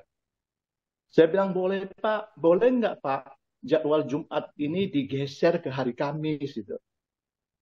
Ya, Pak San ya, kira-kira gitu ya. Boleh nggak? Apa jawabnya? Sangat kasar sekali. Ya, waduh, mendadak. Saya cari pemandu lain deh. Hah? Kalau saya kaget juga ya. Akhirnya saya tulis lagi di WA. Pak, mohon dibicarakan dulu dengan umat dan tuan rumah. Apakah bisa digeser ke hari Kamis atau hari Rabu ya, 28, 27 itu. Saya tunggu ya Pak konfirmasinya. Selama 1 minggu sampai sekarang dia nggak menjawab WA saya. Luar biasa. Itu saya pikir kok ada orang begitu ya. Ya, saya kasih tahu pembatalan saya 1 minggu sebelumnya dengan kata-kata yang halus, dan saya ajukan lagi, Pak tolong geser lebih maju. Kan acaranya kan Jumat, bisa nggak Kamis atau Rabu? Dan sudah berlalu hampir 2 minggu ya. Dia nggak jawab WA saya. Nah inilah kadang-kadang dapat dikatakan suatu persimpangan jalan juga. Tapi saya berusaha melupakan hal-hal begitu, dan mungkin Tuhan punya ada rencana lain gitu. Ya, terima kasih Pak San. Ini cuma sedikit sharing ya. Ya, semoga kita kuat ya. Jadi fasilitator memang ya nggak segampang yang kita bayangkan itu. Ya, terima kasih. Terima kasih Andreas. Terima kasih Pak Andreas. Nah itu yang tadi maksud saya itu. Kita mesti menimbang-nimbang mana sih yang lebih penting gitu kan. Kalau memang bisa dua-duanya kita hadiri, gimana caranya gitu kan. Saya juga lagi mau cari jalan. Kan saya pernah tawarkan kalau Zoom gimana kalau agak maleman. Katanya ngantuk. Makanya kita nggak bisa menyenangkan semua orang gitu loh. Ya kan? Makanya kalau kayak KKS ya, fokus Rabu. Ya kan? Itu udah 3 tahun loh. Makanya kalau sampai ada hari Rabu Oh ada yang izin dia mau mau memandu atau ada izin dia mau ngajar. Itu pilihan mereka, saya nggak bisa maksa gitu ya. Tapi kalau dia komit dengan KKS ini, dia pasti bisa bilang KKS nggak bisa loh, Rabu aku nggak bisa loh. Itu namanya dia merasa memiliki KKS ini. Kalau dia nggak merasa memiliki, dia tetap ambil di hari Rabu. Saya juga nggak bisa apa-apa. Saya percaya Tuhan yang akan kirim orang. Kan udah dikatakan dari awal saya udah punya prinsip. Berapapun yang hadir kita jalan. Firman Tuhan itu biar Tuhan yang berkarya. Prinsip saya di situ Pak Andreas. Jadi saya udah nggak Iya. khawatir yang datang mau sepi, mau rame. Saya udah nggak pikirin. Ada orang bilang ngapain Zoom diterusin sepi begitu. Menurut dia sepi sebagai manusia. Tapi menurut Allah kita nggak tahu loh. Ini masuk YouTube loh. Di ujung berung sana ada orang yang dengar dia lagi mau bunuh diri nggak jadi kita nggak tahu, ya kan? Itu karya Tuhan, ya kan? Kan pernah ada ceritanya kan? Dia ada seseorang udah lagi mau bunuh diri, tiba-tiba dia cuma dengar orang bernyanyi, dia bernyanyi lagu rohani, dia udah mau bunuh diri, dia nggak jadi. Itu apa? Itu suara Tuhan loh. Benar-benar ini true story. Saya pernah baca pernah dapat di sosmed. Dia mau bunuh diri lagi COVID, udah pasang tali, tiba-tiba dia di apartemen, tiba-tiba tetangganya hidup ini adalah kesempatan. Dia nggak jadi bunuh diri. Besokannya dia samperin tuh orang, dia peluk tetangganya itu. Terima kasih ya, semalam saya udah mau bunuh diri. Kok kamu bisa nyanyi? Bukannya radio loh, dia nyanyi loh. Nyanyi kayak mungkin nyanyi dari kamar mandi kali ya. Hidup ini adalah kesempatan. Dia nggak jadi bunuh diri. Itu karya Tuhan. Jadi jangan khawatir. Jadi pemandu itu jangan khawatir. Berapapun yang hadir kita mewartakan. Jadi kita nggak berasa, aduh sedikit gua males, aduh lingkungan ini ya biasanya sedikit udah gua nolak aja. Nggak boleh. Karena kemanapun kita diutus itu Tuhan yang mengutus kita. Saya belajar loh dari begitu loh. Dulu ya saya berasa ya aduh ini kalau Zoom orang Gading kok sepi amat, ya kan? Tapi saya pikir Tuhan bisa lah sama saya. Jalankan, aku ini karya aku, biar aku yang berkarya. Tapi ya kalau saat itu ada orang WhatsApp saya habis Zoom gini, aduh terima kasih ya itu sharing siapa ya itu tadi si bapak itu katanya. Saya juga lupa siapa yang sharing gitu ya. Itu problem saya sama loh sama dia katanya. Bingung kan? Kita kan nggak tahu kan. Itulah gitu ya Bapak Ibu ya. Makanya saya sangat bahagia ada orang yang mau memberi pembekalan kepada kita para fasilitator. Itu benar-benar apa ya? Tuhan mengundang kita, tapi balik lagi prioritas kita apa itu aja ya. Saya nanti lihat lagi ya di grup ya. Kalau memang banyak yang tidak bisa, kita voting lah mau hari apa. Saya juga bingung hari apapun kita tentukan pasti ada yang nggak bisa, ya kan? Gitu ya. Terima kasih Pak Andreas. Ya, Itu terima kasih. Bapak sudah melakukan yang terbaik menurut saya, ya, yang menurut Bapak terbaik juga gitu. Jadi Bapak berani suruh orang pindahin untuk hadir ke tanggal 29 itu. Itulah salah satu suara Tuhan, dengarkan suara Tuhan. Gitu loh Pak Andreas. Ya, ya, ya. Walaupun ada orang yang Thank you. merasa dikecewakan ya, tapi kan kita kan bukan mau nolak kan tukar hari kan. Biasa itu mah ya, tukar hari kalau kita ada dadakan gitu kan. Makanya kita juga kadang-kadang mesti mendidik lingkungan juga ya kalau minta kita nih, Bu bisa nggak tukar harinya? Oh nggak bisa, kita maunya hari ini. Ya susah dong, kita kan juga ada keperluan yang apa atau udah ada orang lebih booking dulu. Itu kadang-kadang kita mesti fleksibel juga lingkungan, ya kan? Kita mesti Cuma juga. WA saya nggak dibalas-balas sampai sekarang dari tanggal 22 September. Apa-apa Pak, itu salah satu. Berarti udah bener, Bapak udah bener. Nggak pernah loh saya digituin orang ya. Kadang, aduh. Ya, apa-apa Pak, tenang Pak. Ya, memang nggak mudah pelayanan tuh nggak mudah. Kalau kita bawa perasaan ya gampang terluka sih di pelayanan ini. Lebih menurut saya di pelayanan ini kita nggak boleh bawa perasaan. Kuping ditebelin, hati ditebelin, ya. Mungkin dia kecewa Ah, ya Bu Rosita. Mungkin dia kecewa. Dia kan taunya kita petugas gereja kan. ya, ya iyalah. Itulah kadang-kadang orang tidak mengerti susahnya orang lain. Makanya kita belajarlah. Tambah hari itu belajar empati. Kalau saya suruh sering begini ya. Kalau saya jadi dia gimana ya? Kenapa ya dia begini sama saya ya?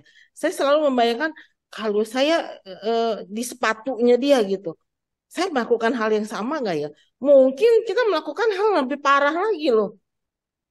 Dia misalnya melukai kita gitu ya. Tapi kalau kita jadi dia saat itu, mungkin kita melakukan hal yang lebih lebih parah dari yang dia lakukan terhadap kita. Hmm. Gitu loh, Pak. Jadi nggak usah baper lah kita ya. Mesti belajar untuk tidak baper. Ya udah dijalanin aja sukacita melayani Tuhan gitu. Ya kan? Kayak kemarin bulan kitab suci lomba-lomba itu saya benar-benar bersyukur EJ bekerja keras akhirnya 3 masuk ya kan walaupun sampai sekarang aja masih ada yang japri saya loh komplain ini komplain itu aku tuh bingung kenapa bingung udah selesai BKSN-nya masih ada yang japri komplain loh bingung kan dia nggak tahu orang kerja setengah mati gitu kan saya cuman jawabin apa terima kasih masukannya nanti tahun depan coba kita pikirkan dia kasih usul ini panjang lebar gitu ya kan itulah Pak pelayanan nggak bisa nyenengin semua orang tapi kita merasa kita bersyukur aja kita udah mau menjalankan sampai bulan kita suci selesai baik lomba-lomba maupun yang menjadi fasilitator saya berterima kasih sih itu luar biasa nggak mudah loh nggak mudah ya Pak Agus ya tiap hari memandu nggak mudah ya Pak Agus ya kadang-kadang nggak tahu mau ngomong apa lagi ya tapi lewat juga ya Pak Agus ya gimana dong Pak Agus dong ayo cerita Jalanin aja Bu Rosita, nggak usah banyak dipikirin. benar itu ya Halangan selalu ada, tapi ya kalau kita percaya, kita jalanin, mas semuanya juga nanti beres kok Bu. benar saya setuju Nggak ada yang ini. Saya malah pernah juga kejadian Bu Rosita, karena tiap hari ternyata tuh catatnya 1-2 lingkungan di hari yang sama. 1 minggu kemudian baru sadar loh, kok ada tanggalnya sama untuk 2 lingkungan. Tapi kembali lagi ada aja. Bukan saya yang batalin, tapi salah satu lingkungan malah batal katanya. Diganti ya Pak Agus katanya. Loh kok bisa begitu? Nah itulah kadang-kadang karya Tuhan kita memang nggak ngerti ya. ya Saya benar pernah nyatet 2 lingkungan di tanggal yang sama gitu loh Bu Rosita. Tapi tiba-tiba mereka sendiri salah satunya membatalkan. Nanti membatalkan katanya mereka juga salah harinya nggak bisa. Ya udah kalau gitu ganti hari aja. Akhirnya mereka mencari hari yang lain yang saya bisa. Jadi kalau kita jalanin sebenarnya bahwa Roh Kudus tuh ikut bekerja terus kok. Asal kita niatnya baik. Niatnya kita mau melayanin. Semuanya pasti berjalan dengan baik kok Bu Rosita. ya saya setuju Pak saya kemarin Cuman, juga kejadian ada lingkungan minta saya memandu saya nggak bisa benar-benar nggak bisa tapi dia benar-benar kekeh dia cari cari hari yang saya bisa saya appreciate loh padahal waktu itu saya ada kondangan loh saya batalin loh kondangan saya memandu dia karena dia kekeh gitu loh dan dia mau rendah hati dia robah eh, harinya sesuai yang saya bisa padahal waktu dia tanya itu juga saya nggak bisa saya mau kondangan ya udahlah saya baik-baikin saya punya suami pergi sendiri nah itulah pelayanan ya kan karena dia udah berkali-kali roba-roba tanggal nggak ketemu gitu. Itulah ya Pak Andreas, kita pilihan di tangan kita. Mau apapun kita ada suara hati, ada hikmat. Mana nih yang kita mesti putuskan? Walaupun sepertinya cuma memandu gitu, ya kan? Tapi kita pilih mana yang terbaik. Ya udah, akhirnya ya kita jalanin itu yang terbaik yang Tuhan utus kita gitu. Memandu juga diutus Tuhan loh, bukan berarti tinggal loh, ya kan? Gitu, gitu ya Bapak Ibu ya. Ini kayaknya jamnya udah lewat nih. Ya, Ya, boleh ya. lagi 1-2 orang yang mau sharing terus kita tutup. Ada lagi yang mau sharing? Silakan Pak Ya, Bambang. Bu Rosita, Pak Santoso, mungkin tambahan sedikit saja ya. Perjamuan kawin kan tadi udah disampaikan ya, Pak Hasan sama Pak Paulus ya, bahwa perumpamaan ini adalah undangan kepada orang-orang untuk masuk ke dalam kerajaan surga. Tadi disampaikan sebagian ada yang nolak gitu kan ya, ada yang karena kesibukan dan lain sebagainya. Tadi Pak Hasan udah sampaikan sih, itu bagus banget lah ya. Nah, hamba-hamba itu juga udah disampaikan bahwa itu utusan nabi-nabi yang diutus gitu, ditolak bahkan ada yang dibunuh, itu juga udah disampaikan. Yang satu aja yang kayaknya masih ada sedikit bervariasi pendapat adalah tentang pakaian pesta. Orang yang masuk ke dalam pesta itu tidak berpakaian pesta.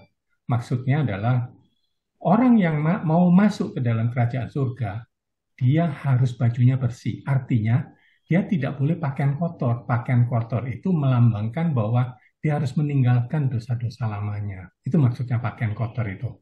Atau pakaian pesta. Jadi orang yang mau masuk kerajaan surga harus berpakaian pesta, artinya meninggalkan hidup lamanya yang penuh dosa dan hidup penuh kekudusan sesuai dengan apa yang diteladankan oleh Yesus. Yang lainnya perfect, Pak San. Tadi Pak Paulus juga menurut saya sudah oke lah. Nah, mungkin yang penutupan ya. Jadi di sini kan perumpamaan tentang perjamuan kawin kan dikirimin undangan, ya toh. Mungkin buat saya undangan itu juga sudah dikirimkan untuk Anda dan saya.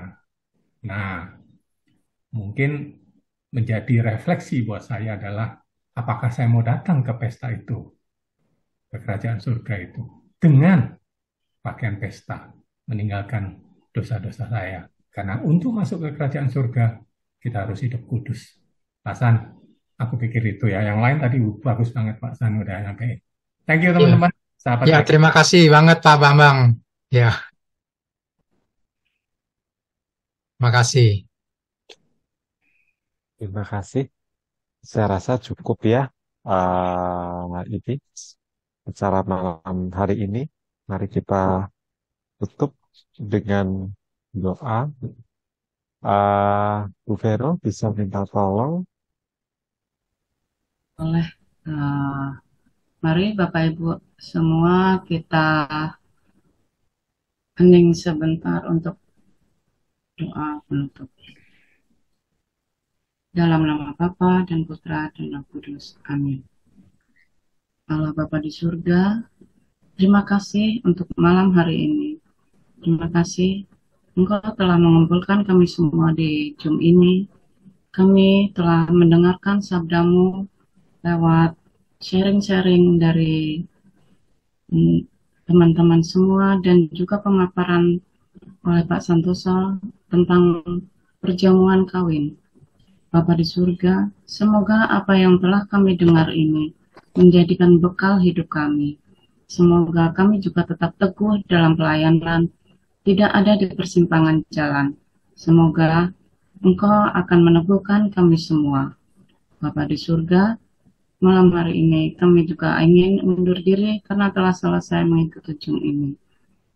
Kami semua akan undur diri untuk beristirahat. Jagalah kami tetap dalam istirahat kami. Semoga kami bisa beristirahat tetap dalam penjagaan-Mu. Semuanya ini kami mohon hanya demi nama-Mu Tuhan kami Yesus Kristus. Kemuliaan kepada Bapa dan Putra dan Roh Kudus.